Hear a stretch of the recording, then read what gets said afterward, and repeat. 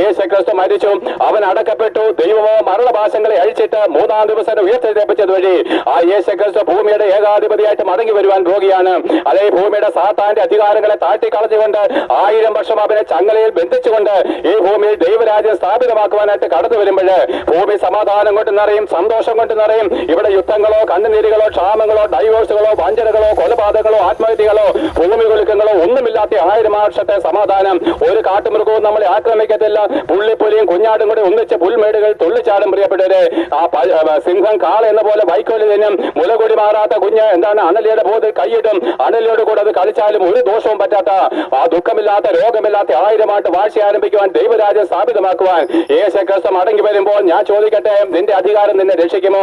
നീ കൊടി പിടിച്ച് ജയ് വിളിച്ച നേതാക്കന്മാർ നിന്നെ രക്ഷിക്കുമോ? ഇല്ല പ്രിയപ്പെട്ടവരെ. നിന്നെ വഞ്ചിച്ച പുരോഹിതന്മാരുടെ കള്ള ഉപദേശങ്ങൾ നിന്നെ രക്ഷിക്കുമോ? ഇല്ല പ്രിയപ്പെട്ടവരെ. അതുകൊണ്ട് ആ യേശുക്രിസ്തു മടങ്ങി വരുവാനുള്ള സമയമായിരിക്കാലും അവൻ 2000 വർഷങ്ങൾക്ക് മുമ്പ് പറഞ്ഞു, ഞാൻ ഭൂമിയിൽ നീതിമാന്മാരെ തേടിയല്ല പാപികളെ തേടിയത്രേ വന്നത്. ഇനി അവൻ കടന്നു വരുന്നത് പാപികളെ തേടിയല്ല. ഇന്ന് നിങ്ങൾ പാപികളാണെങ്കിൽ കർത്താവിന്റെ രാജ്യത്തിൽ പ്രവേശിക്കത്തില്ല. ഇനി അവൻ കടന്നു വരുന്നത് നീതിമാന്മാരെ തേടിയാണ്. ആകയാൽ പ്രിയപ്പെട്ടവരെ, പാപിയായിരിക്കുന്ന നീ നീതീകരണം പ്രാപിക്കാൻ എന്ത് ചെയ്യണം? നീ മാനസാന്തരപ്പെടണം. മാനസാന്തരപ്പെടണം പ്രിയപ്പെട്ടവരെ.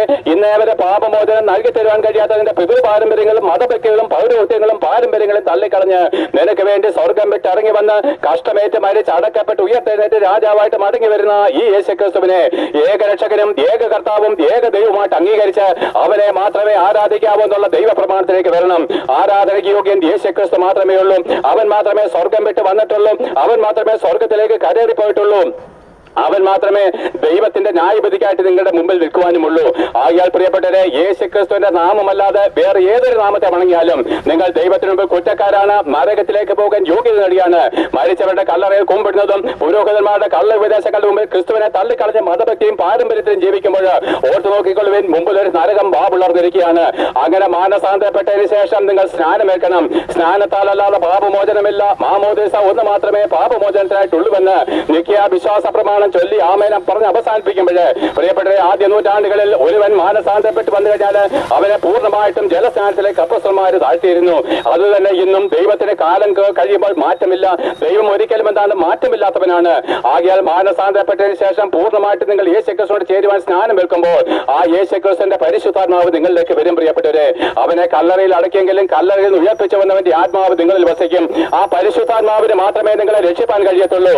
ആ പരിശുദ്ധാത്മാവ് നിങ്ങൾ വന്നിട്ടല്ലാതെ നിങ്ങൾക്ക് പാപമോചനമില്ല. ഈ പരിശുദ്ധാത്മാവ് നമ്മൾ വരുന്നതാണ് പാപമോചനം വീണ്ടും ജനം എന്ന് പറയുന്നത്.